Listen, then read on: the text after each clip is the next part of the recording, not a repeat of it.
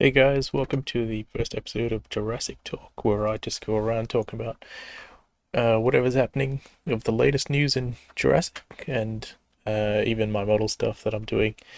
Um, and why am I doing this? Because, well, I live in Perth, not much of a Jurassic community, and so then this I can get to vent out and actually talk about Jurassic stuff, which I wouldn't get to do otherwise. So yeah, as probably any Jurassic fan would know, Jurassic World Rebirth released about a week and a bit ago, about 10 days ago.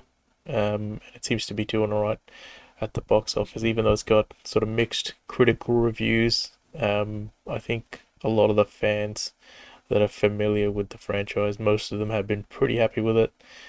Um, and and yeah, so yeah, well, today we'll just look at some of how it's going in the box office, maybe a bit of news. I think there's an interview by David Koepp. I think that was maybe a couple of days ago. We'll have a quick look at that. Um, and yeah, and then whatever I'm doing on the modeling side of stuff. Um, but yeah, so yeah, so here we go.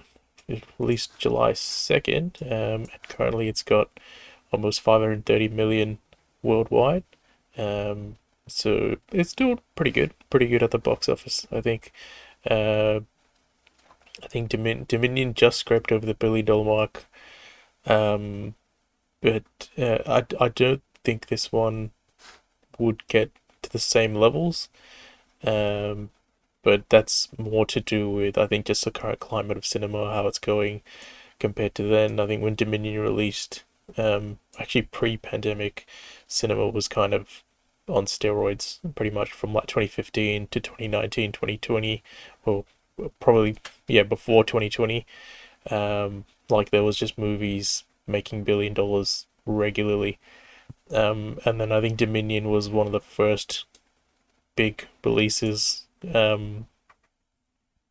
post that sort of pandemic break. And then Top Gun as well, which was like a smash hit. I think that also helped Dominion in a way because Dominion released alongside it or just after it, and then people were sort of hyped to get back to the cinemas again. And then there wasn't much competition as well after that. So yeah, that one managed to get to $1 billion. I don't think this one will, just purely because the numbers, not so the numbers, but the condition and the circumstances of cinema in general have changed in the last sort of 4 or 5 years.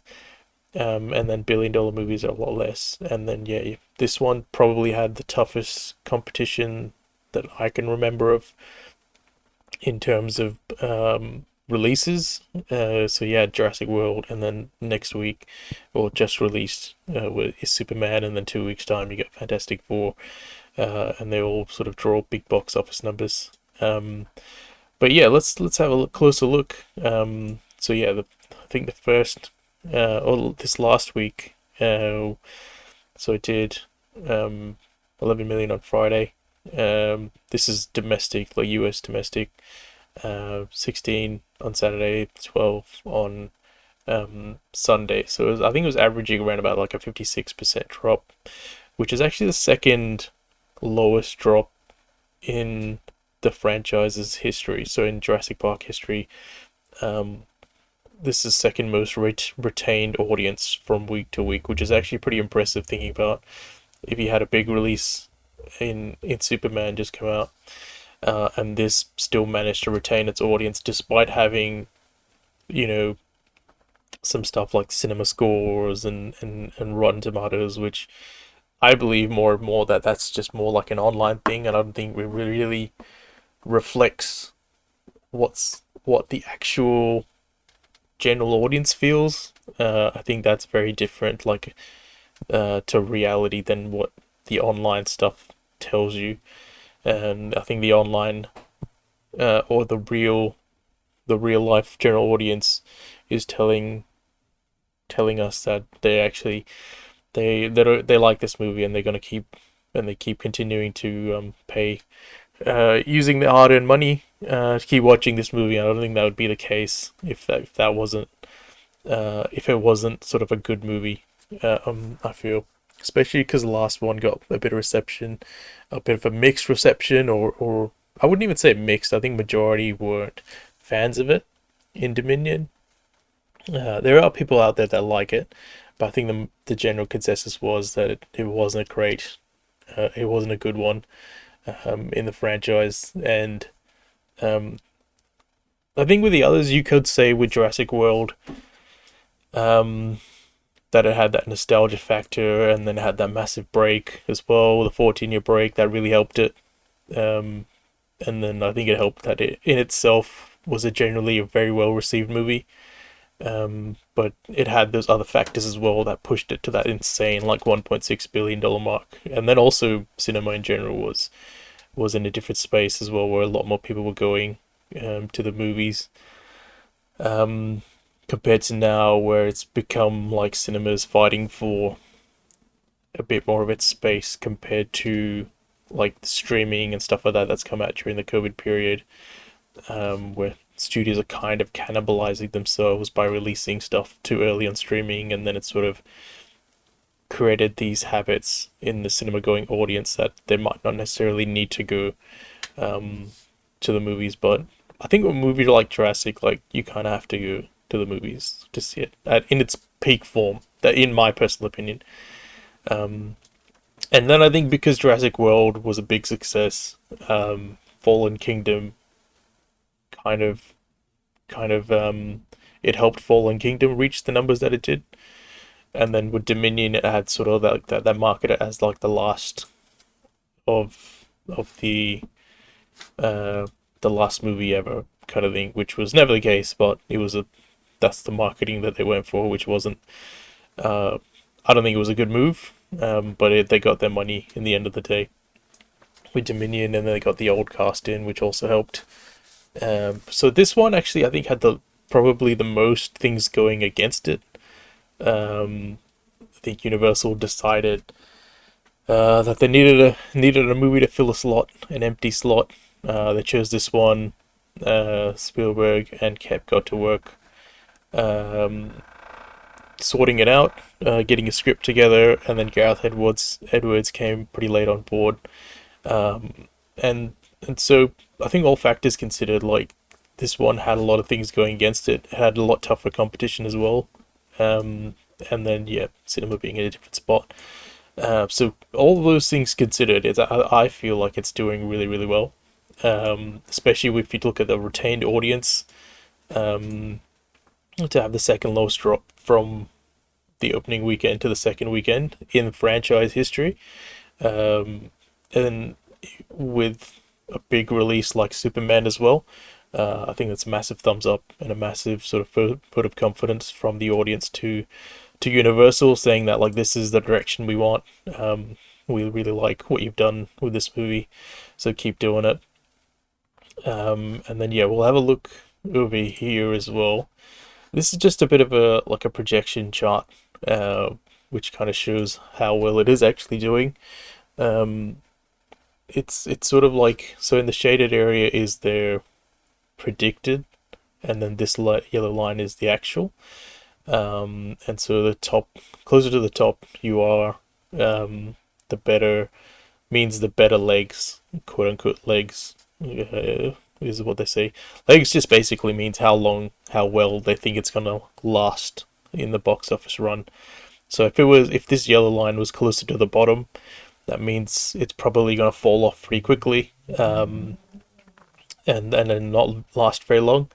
And then if you're near the top, that means it's gonna last for quite a while, according to their data and their predictions. And then interesting thing is, after this weekend, I checked this a couple days ago, and then this yellow line was closer to the top, probably about 3/4 of the way up, and then after this weekend, it's gone above where they were predicting. So they reckon that this movie's got insane legs, and it's gonna last quite a while, doing good numbers throughout its run.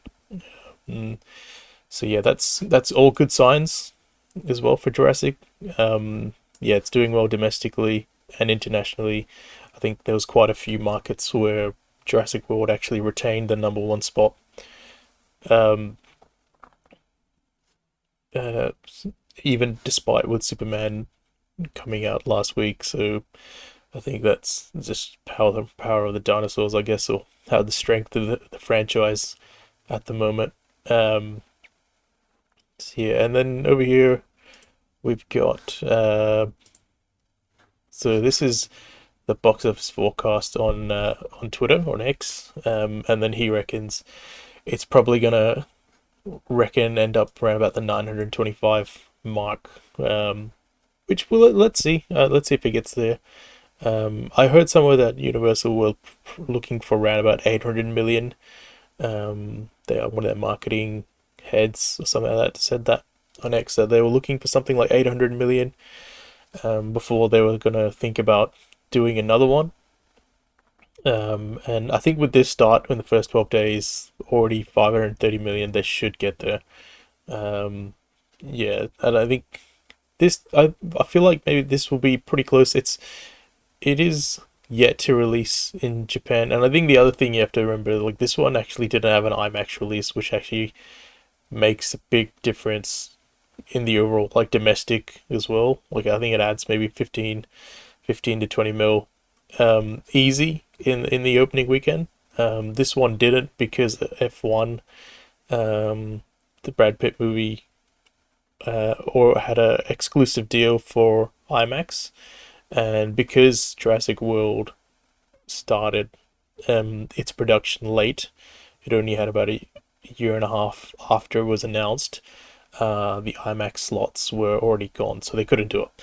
So who knows? Maybe later in the year they do an IMAX release, and then it helps the numbers get up there again. But yeah, that would have helped if that was a normal case. But yeah, it wasn't there this time. But it could come back. Could come back later on. And Japan as well hasn't had the release yet, so that supposedly should help out as well. So yeah, this guy's got it at about box office forecast has at about 925 million by the time it ends its run, and if it does that, I think that would be like a phenomenal effort, just to get that close to Dominion, like within the 100 million mark. I know some people say, oh, it's a drop off from the others, but yeah, like there's factors involved, like the audience, cinema going audience is not what it was 3 years ago. It's not what it was 7 years ago, 10 years ago. It's just different.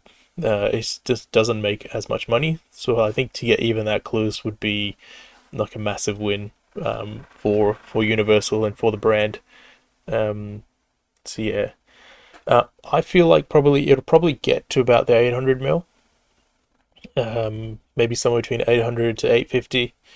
I'm not a box office expert or anything, but I would assume if it's done 500 mil in its first 10 days, it'll probably be in the cinemas for at least another month and a half. So it should be able to do another 300, 350 mil. You'd think in another 30, 40 days. So yeah, hopefully it gets that mark, 850 mil. But yeah, well, we'll see how it plays out because it does have competition. Like yeah, Superman just came out, and then 2 weeks time, yeah, Fantastic Four, and that'll slow it down a little bit too. There's no big releases this week, so I think it'll just be Jurassic World and Superman going head to head, in terms of the numbers. So yeah, well, let's see how the audience retains for this week as well. But it's doing well. It's doing well. Um, so yeah. Let's see what else do we have here. So we had the writer. This is quite interesting. I thought he's felt his Jurassic World Rebirth writer David Koepp on making the new movie less goofy. And I think this was one of the big wins for Rebirth in general.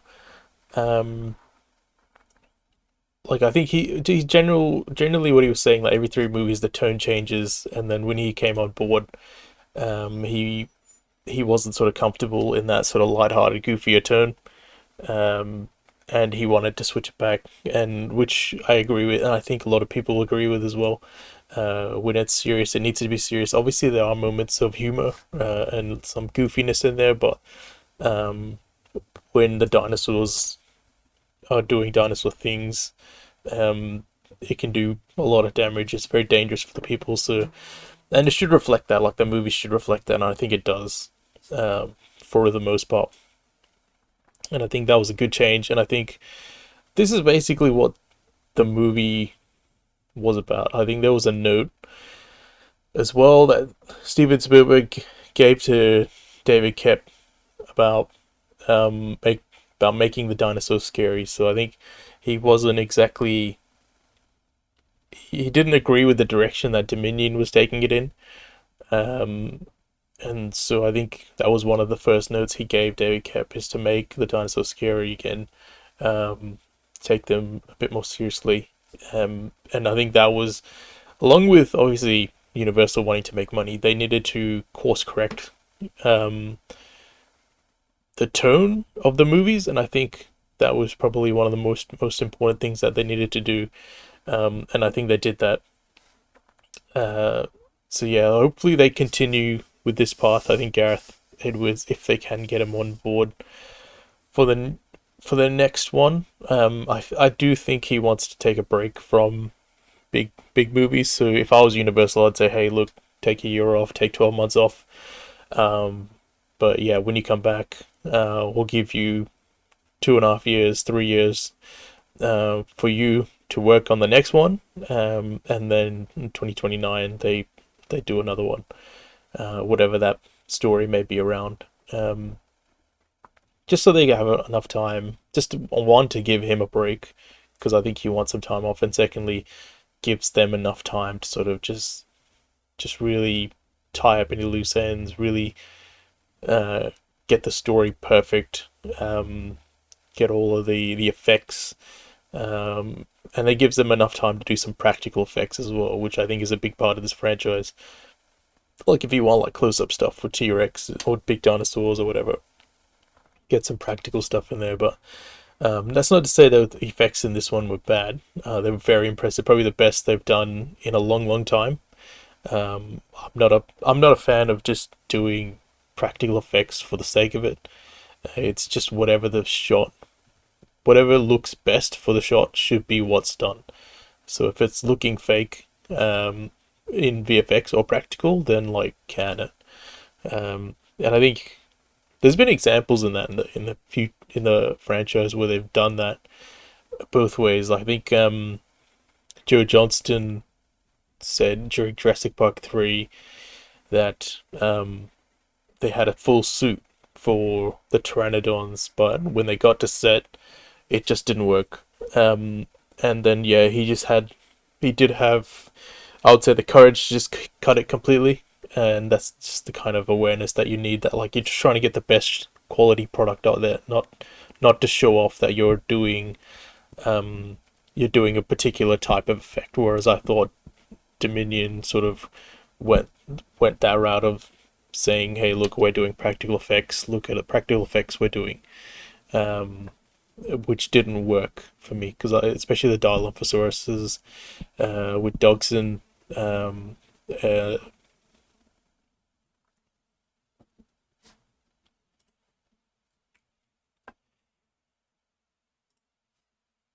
especially the Dilophosaurus with Dogson, and then a few other bits and bobs, a few other practical effects. I think in the black market and stuff like that, or then the Pseudoceratops where they're at the I think it's the DBG at the airport. Where Alan and Ellie are just about to fly. Uh, but yeah, like you just got to do whatever's best for the shot, whatever looks the most real, because you don't want to break the immersion. You want to be there along with the characters for the ride. Uh, but yeah, that's just about it on the Jurassic World Rebirth stuff for the time being. I've seen it 4 times. I'm hoping to see it a couple of times this week. Hopefully, I can get it even more than that, but let's see.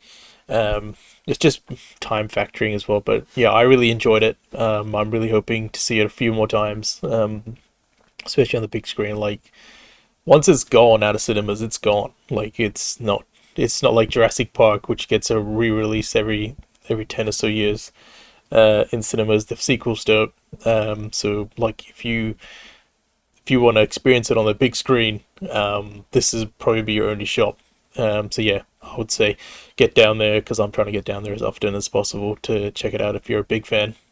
And then yeah, on the model side of stuff, I'm just working on the Brachiosaur over here.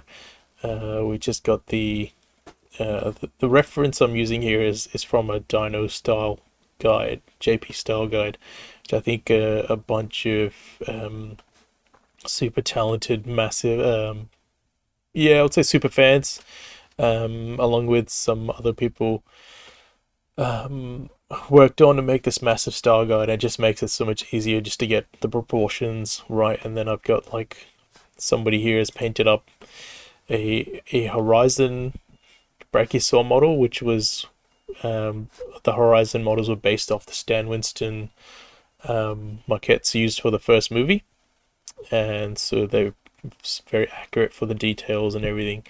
So yeah, at the moment I'm just sort of working on getting the big sort of muscle definitions in.